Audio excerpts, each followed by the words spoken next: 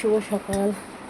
কালকে তো সারা রাত কারেন্ট ছিল না, 2:30টার সময় কারেন্ট এসছে, আবার গিয়েছে, আবার 4:30টার সময় কারেন্ট এসছে। আমি তো ঘুমোতে পারি না, আমার মেয়েটা খুব কষ্ট পেয়েছে, আমি তো কষ্ট পেয়েছি বাদ দিদার, কিন্তু বাচ্চাটা খুব কষ্ট পেয়েছে। আমার সাথে সাথে ও মিনিমাম 2:30 অবধি জেগেছিল, আর পারে না, আর হাওয়া টেনে টেনে আমার হাত ব্যথা হয়ে গেছে। তো যাই হোক, কারেন্ট গেলে আর কী করা যাবে। ওই জন্য সকালে ঘুম হয়নি, সব ভোরবেলা উঠে কাজ সেরে নিয়েছি, নিয়ে ভাত বসিয়েও দিয়েছি। আজ 8টা 10 বাজে, ভাত, শাক ভাজা, উচ্ছে আলু সেদ্ধ সব বসিয়ে দিয়েছি। এবার একটু খাবো মুড়ি, চাও করেছি এত গরমে, তাও আদা দিয়ে একটু চাটা করলাম। শুধু মুড়ি খাওয়া যায় না, চানাচুর মুড়ি রাখলাম।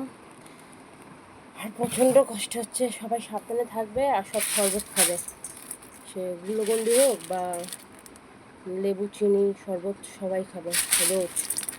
মানে যা গরম, বাচ্চাদেরও একটু করে করে দেবে।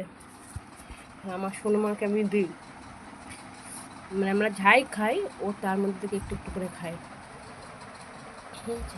রাখলাম। আর আমার অবস্থা দেখেছো, সকালবেলা স্নান টান করেও থাকি, হাল আমার, ঘুমোতে পারি না। আবার ব্যাগও আছে, 100 ব্যাগ কাটবো, দেখি আবার যদি না টানে এবার ঘুমিয়ে পড়বো।